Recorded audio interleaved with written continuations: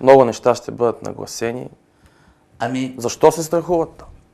казах откъде проистичат тия страхове. Не само от това, което ежедневно ни се поднася като информация, но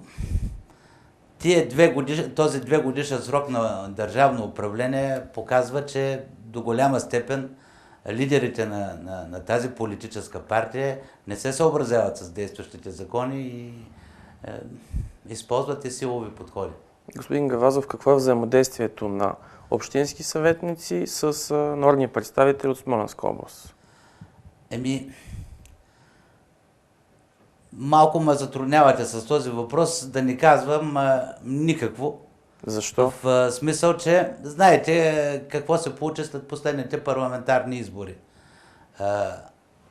Управляващата партия е ГЕРБ, управляващата партия в община Смолян е БСП. И кмета, и мнозинството от управляващите в Общинския съвет са от БСП. Тези, които отидаха и се извърчиха като народни представители от нашия регион, изключвам, разбира се, депутата Димчо Михалевски, някак си враждебно така се отнасят към управлението на Смолян. Успехите, които се постигат на местно ниво, се приемат за неуспех. Или на принципа колкото по-зле, толкова по-добре. А кое приемат за успех тогава? Вижте, най-показателно е, че активистите на ГЕРБ, това число най-вероятно и народните представители от ГЕРБ, са ръкопляскали тогава, когато министър Дянков съобщил, че бил иззел 4 милиона и половина от предвидени средства, нещо, което беше опровергано категорично, разбира се, за граничния пункт или за пътя Горна Арда към граничния пункт и ги преместил на прохода Маказа или за граничния пункт Маказа. Нещо, което нормалният разум не може да го приеме. Вие сами виждате, че с какви усилия се водят битки ежедневно на всички фронтове и максимално да се използват местните ресурси и да се привличат средства от еврофондовете.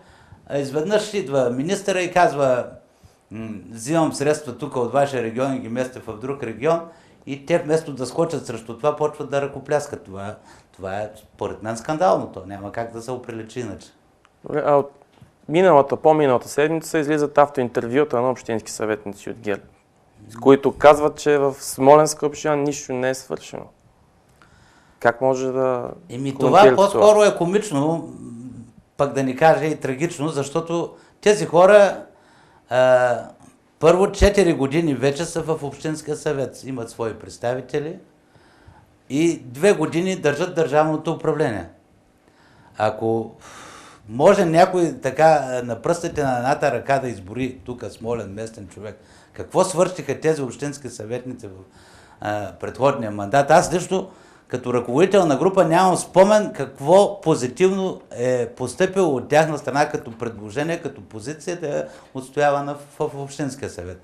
Да не говорим, че 2 от тези съветници станаха народни представители и точно с техните гласове, знаете, поредица от погроми върху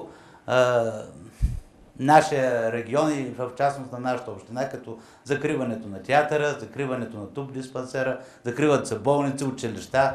Едно училище с 170 годишна история в моето родно село Петково и оздравителна гимназия с 50 годишна история беше закрито тихомълком, без тези народни представители да им чуем гласа и да се опитат поне да защитят интересите на местното население. Пак казвам, изключвам Димчо Михалевски, който при условията на опозиционност се опитва да защитава нашите интереси, интересите на региона, но неговите възможности, сами разбирате, като представител на опозицията, не са кой знае какви големи. Тези народните представители от ГЕРБ, не е ли точно това тяхната работа? Да защитават интересите в Министерския съвет, да устояват Смолянска област? Очевидно. И да се опитват да я развиват. Очевидно, че така. Значи, това са хората, които представляват нашето население и първостепенна тяхна задача би следвало да бъде не да защитават своите политически интереси или интересите на партията, която представляват, а местното население.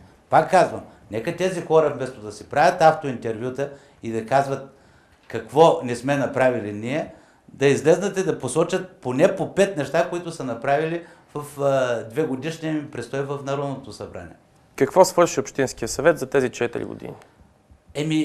Вижте, значи тези 4 години бяха продължение на предходните 4 години, защото Дора Янкова като кмет на общината и Общинския съвет като мнозинство от нашата политическа партия, не можем да отделиме тези 4 години от предходните такива. През последните 8 години възходът в общината е очевиден. Във всяко отношение. Сега вярно е, че след поемането на централната власт от ГЕРБ, дали като основна причина или другата причина, която всички знаем и която ни се повтаря до втръсване, тази световна криза, но нещата в Смолян не вървят с тези темпове, които вървяха в предходните 6 години, до към 2008 година.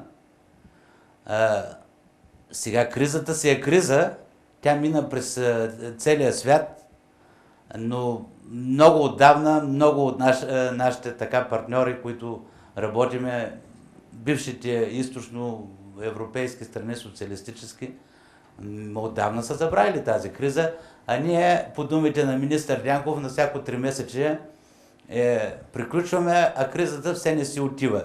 Естествено, че кризата и това управление, което очевидно не само, че ни помага, ами да се преодолеят последиците от кризата, ми дори я стимулира, резултатът го виждате какъв е. Той дава ефекти в нашата община. Но въпреки всичко, въпреки това, пак казвам, имаме някакъв невероятен късмет, че точно през тези кризисни години кмет на община Смолян е Дора Янкова. А какво можеше да стане, ако Дора Янкова не беше кмет? Трудно ми е да си представя какво би могло да стане, ако Дора Янкова не беше кмет през тези 2 години, особено след като кризата, по всеобщо мнение, навсякъде. Просто с разумни политически действия, с привличането на огромен ресурс за нашите мащаби, пак казвам, европари и възможностите и като политик от национално ниво. Знаете, че госпожа Янкова е председател на Националното сдружение на общините в България, едно признание, което никога не сме имали и вероятно никога няма да имаме. Нейният опит, нейните усилия в крайна сметка дават възможност ние да не изпитваме в такава степен кризата, както тя се проявява в други сходни региони, като нашия. Определено считам, че се злоупотребява, като непрекъснато се говори за растяща безработица, за едва ли не за фалирала община. Това са неща, които се случват в държавата. Смолян не може да бъде оазис и който и да е кмет, още повече ще се чувстват тези негативни неща като последица от това управление и от кризата, разбира се. И не може да е оазис, но нито една община не може да фалира. Определено твърдя, че в резултат на това управление на госпожа Янкова, в резултат на политиката, която провеждаше Общинския съвет за изтеклите 2 години, според мен ние до максимална степен намалихме ефекта от кризата и от неефективното държавно управление. Кажете, какво е вашето настроение за изборите? Обединени ли сте? Има ли проблеми вътрешни? От много години аз поне не се спомням така консолидирани и обединени да са нашите редици. Излизаме политическа партия БСП самостоятелно на изборите, като на всички наши партийни форуми сме изявили желание да управляваме общината коалиционно.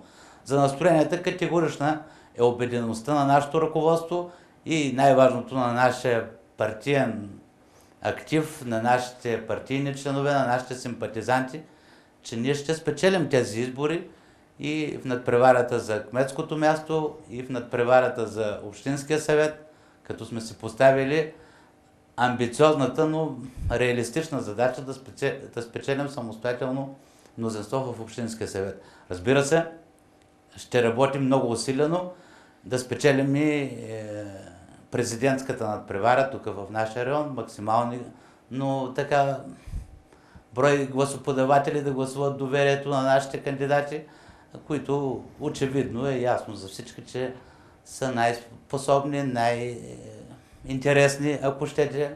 Имам предвид кандидатурата за вице-президент на... Която вече стана фактор, Която стана вице-президент. факт, но съчетано като умение, като професионализъм, като политически опит, очевидно кандидатурата на Калфин и Стефан Данаилов превъзхожда останалите кандидати. И за финал, господин Гавазов, какво искате да пожелаете на смолянчани през нашата камера? Смолянчани и въобще населението в нашата община са много мъдри, много разумни хора. Те го показаха в предходните избори, изразиха очевиден усет, кое е най-добро, кое винаги умеят да отсяват така житото от плявата. Убеден съм категорично, че каквато и гнусна пропаганда да се провежда, такава вече се подхвана и то не от вчера, те в крайна сметка ще намерят решението, правилното, разбира се, за общината да се защити техният интерес в максимална степен.